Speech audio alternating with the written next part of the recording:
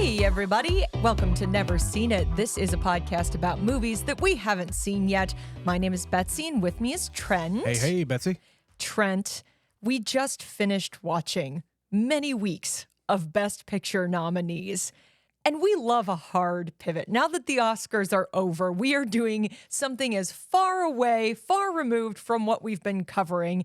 It's our own version of March Madness because it's going to drive me insane. We are doing bad movies. And we decided to start with one of the most notoriously bad movies from the time we were in high school, college. I can't remember exactly when this movie came out. Yeah, and in this bad movie series, there's not like another through line that is going through here. We're doing two famously terrible movies that are infamous, and two other movies that one of us has actually seen and we've wanted to show the other person forever. So this is what March is going to be for the rest of the month.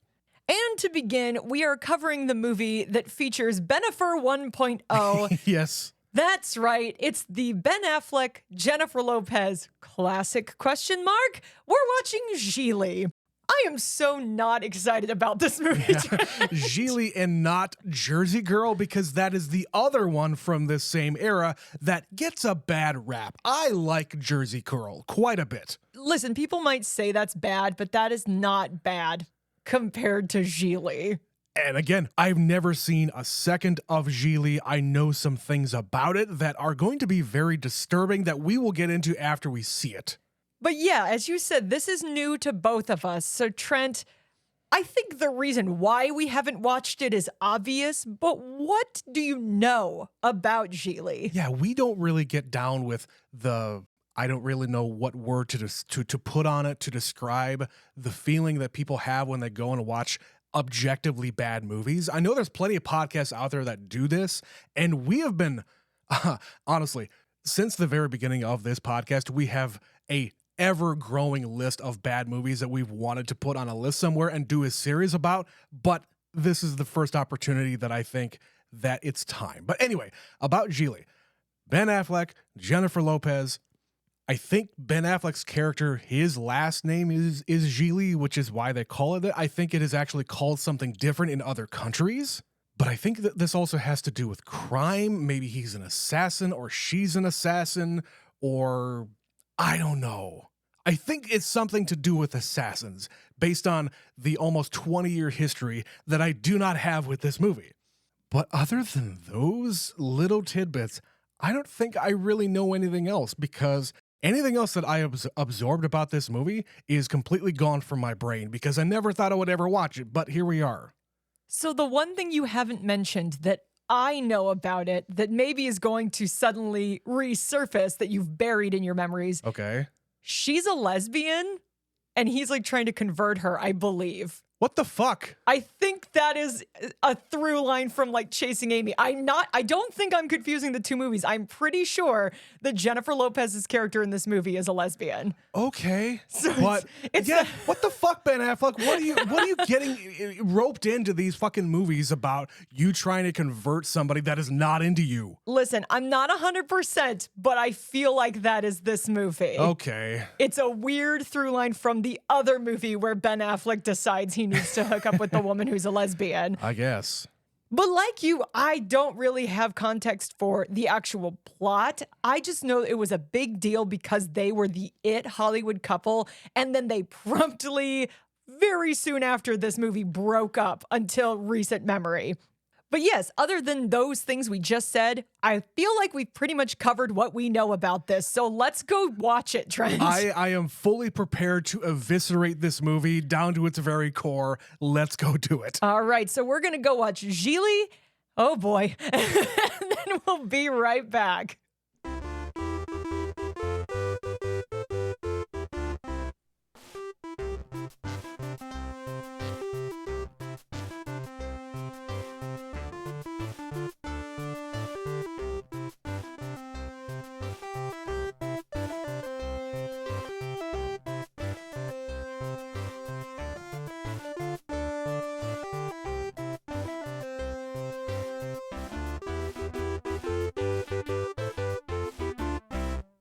And we're back. That was a movie. We just watched Gigli. Trent, how you doing? You know, in my opinion, one of the worst insults you can give a person is to imply that they don't matter. They don't deserve to take up space. You are just a vessel that is devoid of value. That's what I would say about this movie. It is a waste of space in not only my hard drive where I just streamed this from, in my own head space right now, and in whatever we are putting out into the universe to talk about said movie. So I'm going to apologize for perpetuating the existence of the movie upon other people. But that being said, it comes with a lot of baggage, and not only because of the people on the screen, but its reputation in the world of cinema over the past 22 years.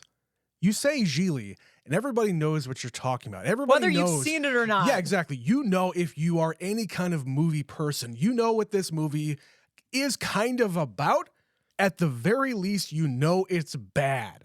But Betsy, I know you and I did not really know anything about this going in, other than the fact that, yes, it is a bad movie. I didn't know how bad. I didn't know if it was going to be like a steaming pile of trash that has no sense to it whatsoever, and people are just talking gibberish on screen, that there's no plot, there's no resolution, there's no ending, there's no beginning. There's also degrees of bad movies. There's like the striptease bad, where it's like, this is objectively a bad movie, but I'm having so much fun. Yeah, that is the movie that we did right after the Oscars last year, and it was the most talked about movie in our end of year awards last year. But then there's also just bad. And this movie is just bad. It has not just aged poorly with the plot points and some of the characters. Yeah. But it is like the dialogue is insultingly awful. Every scene goes on way too long. You have 3 Academy Award winners in this movie, 2 of whom, for some inexplicable reason, because they each only have 1 scene apiece. Yeah, so many things to unpack about this one. And you could look at a bad movie. Okay, talk about a bad movie where nobody knows who the actors are. The actors in it have no acting training of any kind. It's just people putting other people on tape, filming something. Okay? Anybody with a camera can make a movie. And it can be bad, and we understand that. Absolutely. Contextually, we understand it. But you, as an actor, are being paid a whole lot of money to be shot doing something on a screen to make money for companies that are paying you. The 2 main actors here made a combined $24.5 million. To make this movie. To make the movie. Just those 2 actors, not including the crew, the rest of the cast, marketing, anything. Just those 2 actors made 3 times as much money as the movie itself made at the worldwide box office.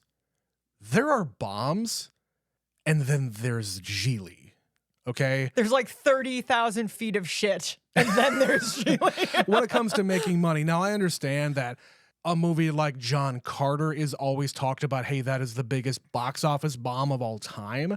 But that had a huge CGI budget. The overhead on that movie is a lot higher just because of what they're making here.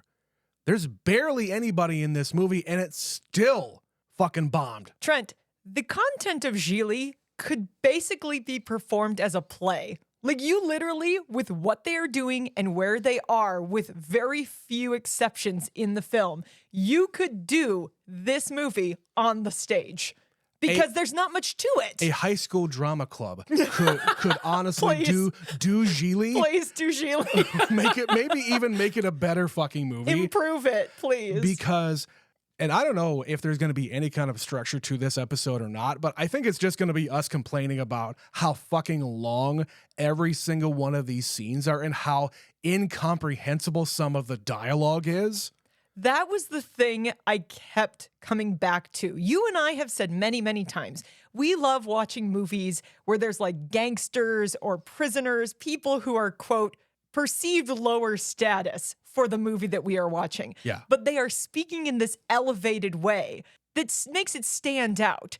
We love that. Like, there are times that is extremely effective. We just watched Roger Rabbit, and the weasels in that movie are trying to do this, but they don't really know the words, and they keep like mixing up words that sound like the word they mean.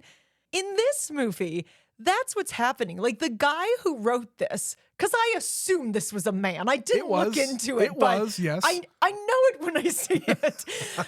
I feel like this person was trying to write this really eloquent, elevated, a highfalutin kind of thing. Film. Yeah. And there are times that the dialogue is using so many words, I didn't understand what the fuck was going on. I was deeply paying attention to the movie, and I'm like, wait, what did he just say? Because I didn't understand a word of it. And I know a lot of vocabulary. This is the ultimate in try hard, in that you think, and I have to believe, that the man who wrote this really thought that he was making something great here. He's got this guy, this gangster type that thinks he's hot shit. And by the end of the movie, he's sensitive and he wins over the hardened bitch lesbian who doesn't want anything to do with him. But because he softens up, that means maybe he's a real man. I don't fucking know what he's trying to say here, but the arc, if you even want to call it that, the arc of Mr. Gigli is kind of non-existent, because honestly, the only thing that happened here is that Ricky comes into his life and basically calls him out to his face that, dude, you are not this machismo, macho bullshit kind of guy. All of that is just a facade. You're a little teddy bear and I can dominate you. But getting there is a ridiculous path that we take. All I kept thinking was how much Larry sucks. Like, he is misogynistic, he is egotistical, he keeps prancing around, peacocking and, acting like flexing. He is like, let me just take off this silk robe, my silk pajamas, and stretch my muscles in front of you. Yeah, he's like a fucking 10-year-old who just realized that he likes ladies and he thinks that this is how you get a lady. Maybe the person who wrote this was a 13-year-old boy. Is it possible that that's what's going on here? It is possible. Because he does give a rather long speech about the penis and why it is the most powerful, attractive thing in the world. Yeah, but he also can't really say what he really means. He's using all of this euphemistic language about thrusting and going forward and being powerful, but he doesn't actually say anything about an actual penis. Oh yeah, nobody says anything. They say many words in this movie, but nobody actually says anything this whole movie. She does. She does. Okay, she does. She's quite eloquent in her description of not only the penis, but also the other bits. But at the same time, she is also just talking the whole movie. And it's just because Jennifer Lopez is slightly more charming than Ben Affleck that it feels like sometimes it works for her character.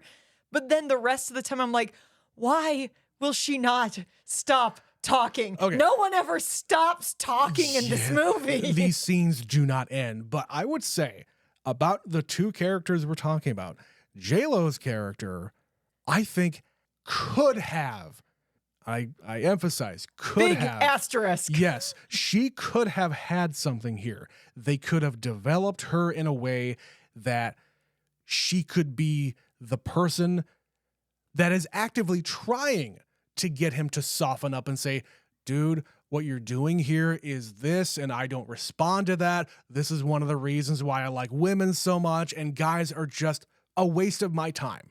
It's like she's bullying him into being a nicer person. Yeah.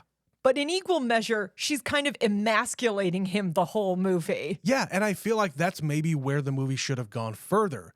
The character here should have continually brought him down peg by peg by peg to try to break him down to a point where, yes, maybe he does cry, and maybe he does admit that, yeah, my entire facade is fake, and he's having this big revelation at the end of the movie, and he's gonna call his mom and apologize for being a piece of shit. By the end, when he's having that like emotional moment with her saying, yeah, you're in bed with me and you're so beautiful and smart and I really like you. And yeah, it drives me crazy and I'm sad. I was just like, yeah, fucking cry. I was screaming it at the screen. Yes. Fucking cry. Oh, God. I need something to feel watching this movie. This would have been a great movie for us to do like a commentary track over, just yelling at the screen what we were saying to each other. Perhaps, but it's so much of the why are we doing this? What is happening in this movie? I don't understand anybody. No one has any merit or value. You've got a guy playing someone with special needs, and it's really upsetting and dated. Even in 2003, we were already moving away from that. So past that in 2003, especially when it comes to major motion pictures, people still did it. And I remember having I've mentioned my cousins in the past, when they came to visit us around this time in 2003, 2004, I was still living at home and they came to visit and they stayed with us, I think overnight. And one of my cousins who was like, I don't know, 2, 3, 4 years younger than I am, would always say, calling something gay or that's gay. Why are you being so gay? Things like that. Okay. And even back then I was advanced enough to where, number one, I never really said it. And number two, I started to tell my friends and family, hey, maybe you should not say that, and give it to them in a way that, hey, my stupid 20-year-old self would be able to explain, what you're really saying is this. Do you really think that this is, homosexual, or whatever explanation I was able to come up with? And I think I got her to stop, at least in that moment. But even back then, people knew better. You just don't do that. That and using the R word. They don't use the first one, but they do use the second one. Yeah. And he literally at one point physically shakes down this kid who cannot help himself. He yells at him on multiple occasions and shoves him against a wall. He roughs him up. Because he can't, there's no way that he knows how to communicate in a way that and honestly, I think this is a very important scene that I'm glad that they included. At one time, J-Lo says, guys your age, when they were boys, they were never told that you can show your emotions or cry or anything of that nature. You're told as a young boy that you need to be tough and you need to be aggressive and defend yourself. And if you think that you're going to cry, you got to stop that shit. And it comes out here when he can't communicate to Brian. The way it comes out is he gets violent. He pushes him against the wall and he yells. But you can't really get through to a guy like that if they are mentally challenged in some cases. And I think by the end of the movie here, he does realize that, you know what? You're a good kid. I'm the asshole here. I shouldn't have done that. But it doesn't come out in a way that is satisfying in any way. And of course, because it's Justin Bartha, all I'm looking at is, I know that you are an actor putting on this performance. And it just feels weird in 2025. And I'm sure it would have felt weird, maybe not in 2003, because I know we were still making movies with actors playing these roles. When did National Treasure come 2003. out? Came here, same year, within months of each other. Okay, I'm going to give him the benefit of the doubt here. Not that it's okay to do a performance like this at all, but this might have actually been his biggest break, because this movie was in production hell for like a year and a half after filming. The fact it came out the same time as National Treasure is sort of a fluke. Yeah. He probably made this at the end of 2001, beginning of 2002. Then he went right into making National Treasure, and that came out around the same time. And I'm torn on this performance because here's the deal. I know that guy is a charming actor. I have seen him in other movies like National Treasure, where he is extremely funny and likable and charming. And you can kind of get that sense of him in this movie, despite what he is required to do in this performance. And I want to give him the benefit of a doubt, but I'm so removed from this being an okay type of thing. Yeah, it's been over 20 years. It's really hard to sit through this movie, especially because it is the main plot of the movie. Yeah. Think about this, though. We have covered plenty of movies on our other shows, like The Wayback Machine, where we go way, way back into the 60s and 70s, where people are hired to do a job, okay? And if you can do the job that the director or casting director wants you to do, then you get hired. Is it their fault? Is it the actor's fault that he is hired for this job to perform this role at a time when we're starting to get some pushback as to, hey, representation and not making fun of people who are in this position? No, I totally get that. It's just very, very hard in 2025 to look at this and be okay with it. Absolutely. And I think it's that thing of how the hell did we all find this okay in 2003? That's the thing. It's never been okay, but in Hollywood, the way you get hired to be an actor, I'm sure it was completely okay because, hey, you're going to pay me to do a job. I will take the job. I'm sure if you were to talk to him about this movie, he would say, yep, that's a movie I made. Aren't I a lucky boy? Well, I think Ben Affleck and J.Lo would probably have similar sentiments to really consider about this movie, but that's a different story. Well, we're going to talk more about that in just a minute, but first we have to take a quick break. I think we both need it. Yeah. Let's take a break for a word from our sponsor. You know, recently I've been bored and feeling out of sorts. My normal podcasts just weren't cutting it anymore, so I talked to my doctor, and she recommended patreon.com/neverseenitpod, and now I feel better than ever. Patreon.com/neverseenitpod is a once-weekly subscription podcast used to create joy. Side effects may include a sense of euphoria, aching muscles from smiling, and a dependence on the host's addictive personalities. Do not take this podcast if you are allergic to fun, have a history of laughing until you pee, or are afraid of a good time.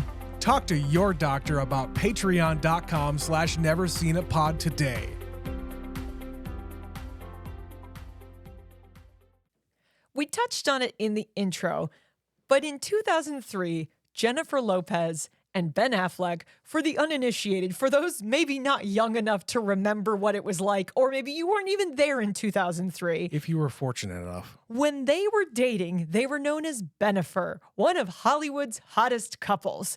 And this movie came out, and they broke up a few months after this movie. Like, they were engaged. It was a whole thing. It was very high profile. Everybody had this snappy nickname, and then it all fell apart.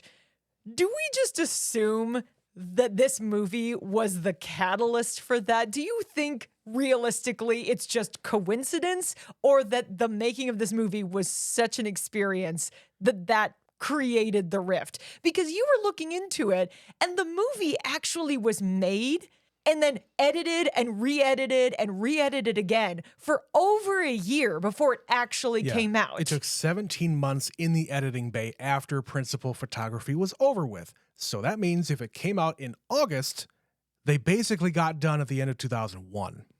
Or like the beginning of 2002. It was somewhere in there. Somewhere in there. But no, I do not believe that this movie had anything to do with them breaking up, at least the production of the movie.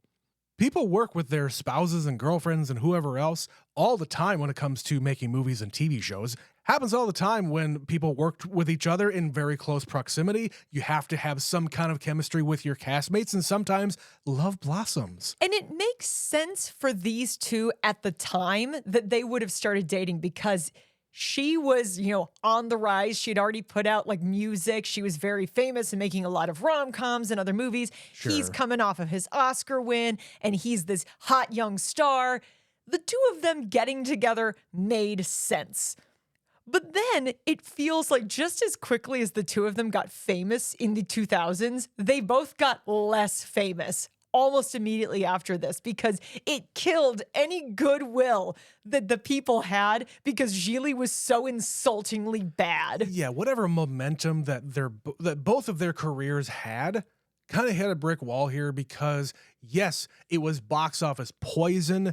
And not only that, the movie's bad. Plenty of movies completely bomb that are fine. Or get a life afterwards. People discover it and go, you know what? That movie actually got an unfair shake. Yeah, and obviously this is well before the advent of streaming, where maybe a movie or a TV show can find a second life for another audience that just didn't find it in the box office. That's fine. It happens all the time these days, which is why a lot of movies these days don't even stay in the theater very long, because they can find another revenue stream outside of it. But that's a different conversation.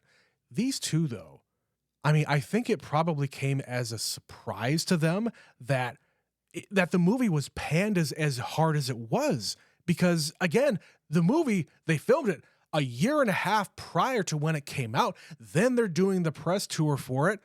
And then the reviews come out and they're like, oh, I guess this is bad. Okay, I've already done like 2 or 3 other different movies in the interim now. It couldn't possibly completely derail my career, can it? I mean, when you consider he was also doing Daredevil around this time, which is also not very good, and Pearl Harbor, which is also not very good, Ben Affleck had a streak of really not great movies in the early to mid 2000s. Meanwhile, she was making a lot of rom-coms that were actually really successful, and I feel like there did ultimately end up being this kind of shift of who's the more famous one, so to speak. There's a separation that happens here, and I don't want to keep on talking about Bennifer and that entire thing.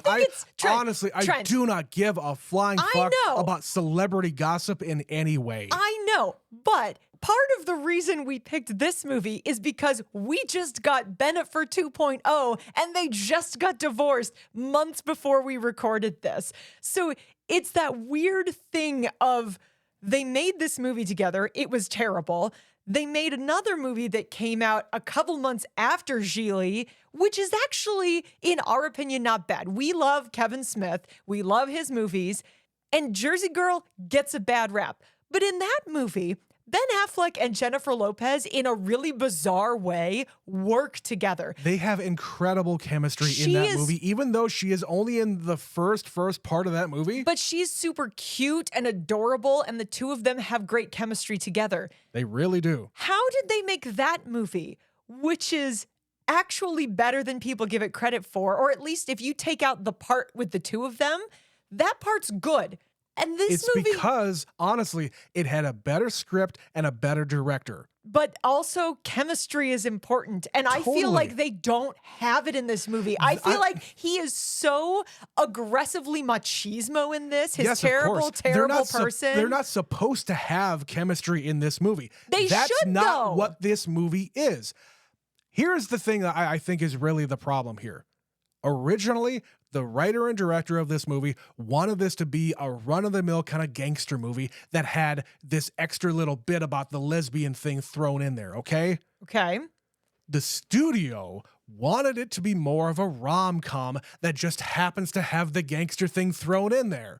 So again, when you have studios and creative types that are butting heads, sometimes this is the result. But sometimes when you have good chemistry, you can actually salvage some of that. Like, the movie can be bad, but you can be good in it. They're both terrible in this movie, or at least he's pretty terrible. He is terrible. I don't think J-Lo's that bad. They don't feel like they have any chemistry. And if it's supposed to be this, like, will they, won't they, there should be some kind of spark. And the whole time they're together, it just feels like he is awkwardly pursuing her and she is politely declining, and then all of a sudden she jumps his bones in like the weirdest way possible, because they don't. It's the weirdest fucking pity fuck ever. Yeah, because they aren't having like hot steamy sex, they are having like soft delicate love making. Yeah, it's basically her saying, come over here, big boys, show me what you got. But even that is not exactly the mood of what follows it. Like, she does, that's how she initiates it, but then it doesn't turn into, you know, like passion and groping. It's literally like sensitive and quiet, and then cut to the morning where they're cuddling. It is the strangest shift. And if they at least had, you know, passion behind it, maybe I could forgive it. But you and I both commented, it's not just this part of the movie, it's the whole movie where I want to track down whoever the composer was and slap him around a little bit, because what were you thinking? Everything is so like quiet piano and guitar and sensitive this entire movie, and I don't understand it. Betsy, you said that there was a composer to this movie, and I'm here to tell you, I don't think there was. Even though there might be somebody credited for it, I don't give them any credit for this, because honestly, this feels like you bought a CD filled with generic movie music at Kmart in 1999 and put the disc in, you ripped it, and you threw all the tracks in randomly in different spots in this movie. That is honestly how I feel like this movie was scored. Because it does not work. None of it makes sense for what it is. And we often talk when we watch movies like this about tone. We have a real problem with when the tone of the movie, they can't decide what it is. And clearly what you were saying about producers and writers and everybody wanting to have a different concept for this movie affects that tone. But at least pick like consistent music to complement what you are doing on the screen, because I felt like at no point the music fit what was going on the screen. It doesn't take a film historian or a genius director to know that music complements emotional moments. In whatever movie that you're trying to make, whether it's an action movie, a romantic movie, a historical drama, it doesn't matter. Music is the cherry on top of whatever it is that you're making, because you're doing it after the fact. You're complementing what is already on screen and just filling the ears of your audience and trying to manipulate their emotions in a way that you want them to go in. But this movie is just, again, it's generic music brand music. It was manipulating me to anger because it didn't work. It didn't fit. You should not ever notice a score unless the director wants you to notice the score. It should just be in the background, silently, or in this case, audibly, manipulating your emotions in a way that they want you to. But no, the entirety, every single moment in this movie where there is music, I am listening to the music. I'm not watching what's on screen. I'm listening to that. Because it doesn't fit what's on screen. No, it doesn't. If it fit, it would blend in. Like when they're in a morgue, desecrating a body to get a thumb, which he is trying to remove with a plastic knife, because that makes all kinds of sense. You've got this poor kid in the background rapping. He's rapping, and it's like, is this scene supposed to be funny? Yeah, because are we laughing? Clearly, Brian likes Sir Mix-a-Lot. He also likes big butts, and he cannot lie. He cannot lie. But of course, in the background of this scene of this kid, this pale kid raps fast. Go look that up on YouTube. It's really great. Ben Affleck is just using this plastic knife to carve. He's not cutting, he's carving the thumb off. Betsy, I think we need to employ your doctor sister in this endeavor. I think we need to ask her. We need to science it. Is this possible? Can you take a corpse, which is presumably in rigor mortis, and remove a digit using a plastic knife? Fairly fresh corpse in this case, because it just got brought to the morgue. I don't think so. I don't think that's how it would work. But what makes this scene even more bizarre is the scene that precedes it. Is they're at Ben's apartment, and J-Lo's crazy ex-girlfriend shows up. This random blonde. And she decides to self-harm, and they have to go to the emergency room. So it's that, they go there, and he's sitting in the car observing J-Lo and says, she's so beautiful. After experiencing a traumatic thing right in front of his eyes in his own apartment, this random stranger comes in, cuts herself, and then we take her to the emergency room, and he's just having the dove eyes towards his lady. And then right after it, they steal a thumb. That's after they come together and they look at each other's eyes, and she insinuates, "Oh, I'm gonna blow you for 24 hours," or whatever the fuck she says. He finally says yes, and no, we're not going to do this horrible thing to this kid because the kid doesn't deserve it, and we're not that bad people, but we are bad enough to go and desecrate a fucking corpse. So I'm sorry. What the hell is this goddamn movie? So that's what it is. It's just, here's a scene, and here's a scene, and here's a scene, and none of it makes sense on its own, and none of it makes sense together. I do not understand how you spent 17 months editing this. Yeah. And this was the best version you could come up with of this movie. Part of the IMDb trivia is fascinating because it also gives you a second-by-second breakdown of the trailer, not the movie, of the trailer of like 10, 12 different moments in the trailer that is not represented on screen in the movie. And that happens plenty of times where a trailer has something that they think is going to be in the movie, but in the final cut, after the trailer is already out there, they cut it. Okay, that happens maybe once. One scene from a trailer isn't in the movie. There's like a dozen. I'm just saying in 2025, you can literally be sued for that. That has now happened. Where doesn't mean you're going to do anything about it. I'm just saying. I know. This is how far we have come. I don't know. There's a whole lot of people who had a lot of high hopes for Gigli. Well, I sure did, Trent. I sure did. You know who else had high hopes? The other two Oscar winners who we have not mentioned in this movie. Of course. So at the beginning, I was definitely not looking at the screen, reading the credits. Otherwise, I would have noticed Christopher Walken was going to be in this. So he shows up at the beginning as a detective, does one scene, and he's gone. And he goes on some rant about going down to the Marie Callender's, buying a bowl of pie, and dumping it on Gigli's head. What was all that? Because we never see him again. Why did he have to be in this movie? What purpose did this scene of the movie serve? Was it just exposition they know what they're dealing with? I would invite those of you who are curious about this, again, go to the IMDb trivia where there is an anecdote told by Christopher Walken himself about his performance in the movie. Oh, boy. And he basically says, I showed up and the director had me do one take, and that was the take that is in the movie. And maybe if I had my own way, I would have had a different take, but I didn't. So that's what they paid me for. That's my interpretation of what he just said here.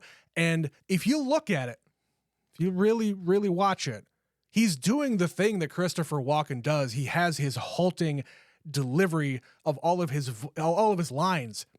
And if they spent 17 months in the editing bay, and that's what they kept, even though you only had one take, maybe there was some other circumstances that disallowed them from having another take. I don't know.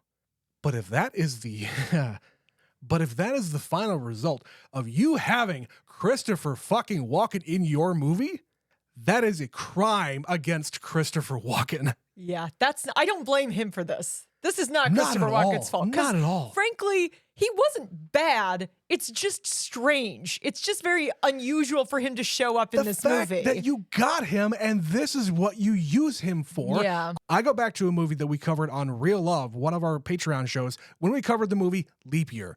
They got an actor like John Lithgow to show up and play the dad of the main actress in that movie.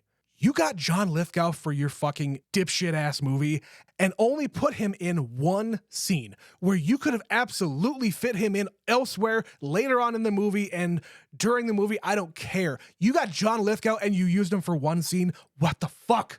Same thing here. They had Christopher Walken and I was expecting him to come back. And at a certain point, I realized he's never coming back. He's never coming back.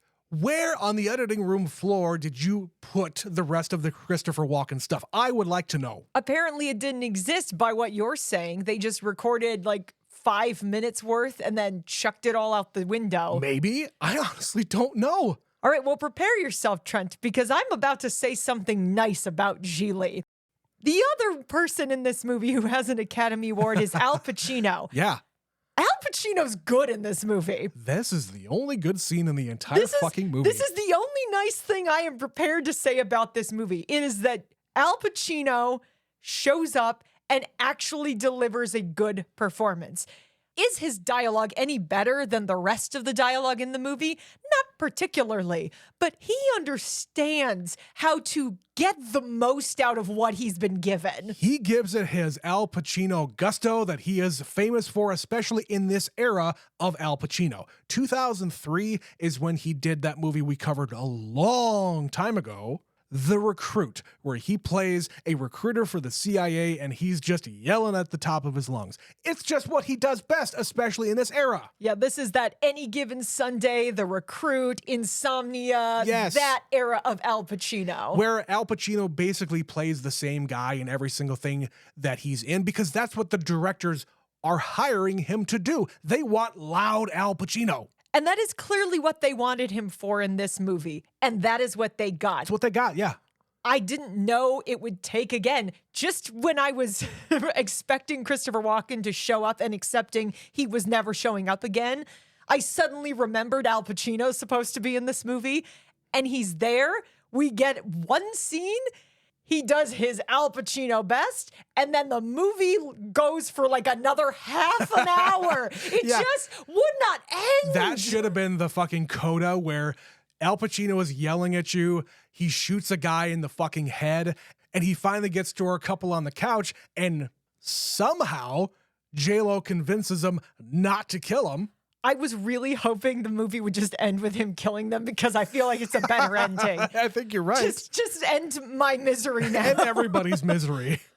But I do enjoy the fact that everybody else in that room was basically silent. Even the guy who got shot and he was asking him questions. Al Pacino was asking him questions. Even he was kind of meek and mild-mannered in the presence of Al fucking Pacino. But as you said, somehow J-Lo is able to just charm her way out of this in this scene. And it feels a little bit weird because she's, again, using that elevated language that was really upsetting me. She here is trying to appeal to his best interests because he's kind of in a pickle here and he is trying to extricate himself from said pickle. He's like, I didn't ask that dumbass to do this for me, and now I'm stuck with it. Yeah, you fucking dumbasses here out in LA are trying to do this thing for me, and I did not ask you to do this thing. Do you have any idea what kind of shit this is? Which is, honestly, I'm going to take this in a different direction. Al Pacino's shown up here to say, you motherfuckers, you're trying to make a movie like this. I'm coming in here to elevate everybody else's stuff, and you embarrass Al Pacino. He is coming in there to lay down the law and say, this is how you make a goddamn movie. And from then on out, everybody learned their lesson. Okay, Mr. Pacino, we'll end the movie now. Thank you very much. But they couldn't. They couldn't just end the movie here. No, we they could really have just can't. had them return Brian or gone their separate ways. We could have found a way to put a little button on this. But instead, they have to go get Brian. And then they have to go to the beach because he wants to go to the Baywatch. And you gotta set him free, Betsy. Just set him free on the beach. But he has to have a moment where he says goodbye to Brian. And then he has to say goodbye to Ricky. And then Ricky leaves. And then he just stands there and we need more time with Brian. And then J-Lo comes back, and I'm like, why can you not just end this movie? I was honestly waiting for a freeze frame. Yeah, you were hoping for a freeze frame. I desperately wanted him to just smirk and be like, that kid's gonna be all right. And what I wanted was for him to be walking into the goddamn sunset, which they were doing. He was doing it. But then J-Lo had to show back up again, and they have their little moment again, and they drive off into the Northwestern Passage. I don't fucking know. Yeah, it's really bad. This movie's really bad. Every single scene in this movie is like 2 extra minutes. This is the longest of the bad movies we will be covering. It is over 2 hours long, and there is absolutely no reason for it to be because every scene, they're milking it, and they don't need to. If you could just trim off some of the dialogue, something somewhere. Or have them speak faster or just get your point across better. Maybe have another fucking rewrite to your script that gets your point across. Whatever, if there is a point to any conversation in this, because there really isn't. They keep going back and forth about, you're a lesbian, I'm a macho guy, I can teach you, I can get you back over to this side, or whatever the bullshit is that he's talking about. It's gross, whatever it is. Yeah, so the director of this movie probably watched Chasing Amy and thought, oh, I can make a better one of those movies. If I had a nickel for every time Ben Affleck tried to seduce a lesbian, I'd have 2 nickels. It's not a lot. Even try. It's not. No, he didn't even try here. He succeeded. Yeah, it's very... In both of them. Why? That is so bizarre that one guy has 2 movies within 6 years of each other with like the similar plot points. I can't even blame Ben Affleck for that because, again, he's cast for this fucking shit. But my point to this is, why do men writers write movies like this. I understand in 1994, whenever Chasing Amy came out, 97. whatever, Trent. whenever that movie came out, I understand maybe back then it was a more interesting topic of conversation at the very least. I give them that. But this is 2003. Is there just a backlash against the very open nature that some ladies were having at the time, and men were being like macho men were pushed to the side, and we can't, and maybe this is like a consequence of what is happening these days in our present life, where we talked about before about boys like my age were told, hey, you can't have any kind of emotion. You can't show any kind of femininity or anything like that. Yes. Yeah. I'll make it easy for you, Trent.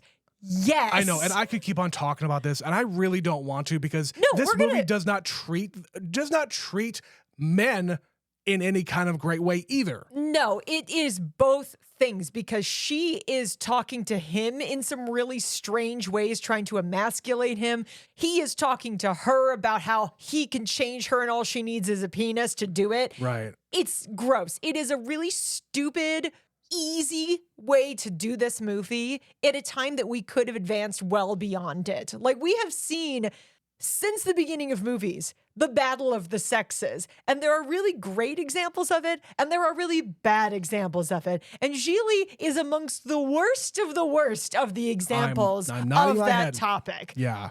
So with that, I'm going to try to cut us off about spending any more time on Gigli. But is there anything that you desperately have to talk about before we black out and forget this conversation ever happened and put it behind us? Maybe one of the things that is the thing that made me laugh the most, but for the wrong reasons. Do you think that I could ever like go to a mall or places where teenagers hang out? I don't know where teenagers hang out these days. Certainly not the mall, I guess.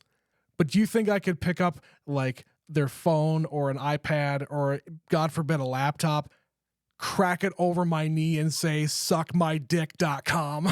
And get away with it? Get away with it? No, everything you said just now setting up that scenario was such an old man way of doing it. Yeah. Like, even getting you in that scenario sounds like, just stay home, Trent. Lay down, old man. It's time for your nap. I mean, maybe I hate to give any more credit to any part of this movie. No credit. But maybe what they're trying to do here is say, this macho bullshit that this guy is pulling off, this is such an old way of doing things. Like the Italian fucking mobster being this tough guy and throwing his weight around. That doesn't work anymore in 2003. If you're being extremely generous, then yes, that's what's going on, because she has a way of actually getting her point across while being quiet and subtle. Meanwhile, he has to just go and throw his literal weight around to get anything accomplished, and he still doesn't get it done. No. Because he's a moron. He just had, in that scene, he just had to have some kind of points on the board. That's the only thing I can think of there. Besides that, really the only thing that I can think of right now to talk about is when him and her first meet in the apartment, and he's going off about, you know, I'm the gangster's gangster, and this long diatribe that is punctuated by saying he's the Sultan of Slick. I wanted to throw up listening to him. It was so bad. That entire speech. It's that combined with him posing in the mirror and flexing to himself and saying, I'm the bull. I'm the bull. I'm going to give it to her because I'm the bull. But then by the end of the movie, he's the cow and he's mooing in her face. This movie aggravates me on a level I was not prepared to understand. Yeah. And you know, it's not disgusting. There are moments that are kind of disgusting, but I am not like actively repulsed by it. I can find the funny. It's hard. It's very especially hard. Just after the first time, because I'm having to be analytical here. But if down the road we were to ever watch this movie again, because we have this movie now, I could maybe have a good time, a better time watching the movie. I don't think I will ever have a good time watching this because it's saying not even a good time. No, it's not even funny. This movie is not funny. If it was at least funny. No, I'm making fun of it. If it was funny unintentionally or funny on purpose, I could at least have a good time. But no, this is just bad. It's not so bad it's good. It's just bad. And I don't know anybody who watches this one regularly because they think it's funny. That I don't know. I really couldn't tell you. But, we've mentioned the idea that these two came back together in real life. If they got some money together, like assuming that they didn't break up a second time, if they got some money together and they decided they wanted to make Gigli 2, would you watch it? Hell no. Even after this? No, I'm not even going to wait for you to finish asking me that stupid-ass question. I would watch a Gigli 2. Okay, well, have fun with that because you are on your own, sir. But I wouldn't hold your breath because they just broke up again, so Yes, I I don't know. expect it until Benefer 3.0 when they're 75 years old. Do you think anybody pitched them Gigli 2? Oh, I'm sure. I'm sure they I'm did. sure they did, or some kind of project in the few years they've been together. Some opportunistic producer, I'm sure, has a spec script for Gigli 2 on his desk right now. Burn it. Burn it now. Burn yes. it and delete all the copies. All right, no, I'm done with fucking Good. Gigli. Let's get done. out of here. That is where we're going to stop this damn movie. If you have seen Gigli, though, we would love to hear from you. Where do you land? Do you think this movie is actually so bad it's good? Explain that to me. Do you think it's just aggressively bad? Send us your thoughts, neverseenapod@gmail.com. We've got a couple emails here from our superfan Stephanie about some actual good movies. I need something positive to talk about in this episode. Yeah, we are currently in the wake of all of the Oscar stuff that is already well past us. So I think the majority of the emails we're going to be reading during our bad movies series are going to be about good movies. So apologies if you don't like bad movies. You're going to have to wait till the end of all these to have your email read. But of course, the first movie we're going to be reading about is A Real Pain, which sadly did not get nominated for Best Picture, but it did get nominated for some Oscars. So Stephanie begins, I found this movie so relatable as far as familial relationships are concerned. I find family history so interesting and would love to do a heritage tour around Europe. I relate hard to David. When you have a kid and a spouse, it is very hard to keep up on those other relationships. It can be very hard to be passionate about other things. I spend so much of my time trying to create a stable and consistent environment for my daughter that when scary things in the world happen, I feel very numb. I just want to give Benji a hug and help him get his shit together. Yeah. This was a great screenplay. Kieran Culkin was so good. I feel like even though we see things from David's perspective, Benji has as much screen time and should be called a co-lead. This for sure should have been nominated for Best Picture over Emilia Perez. Oh, yes. For Valentine's Day, we watched Flight Risk in the theater and then went home and watched Blink twice. Flight Risk is a dumb, fun action movie. Marky Mark is ridiculous. Blink twice is great. I have some little nitpicking, but overall, you should watch it.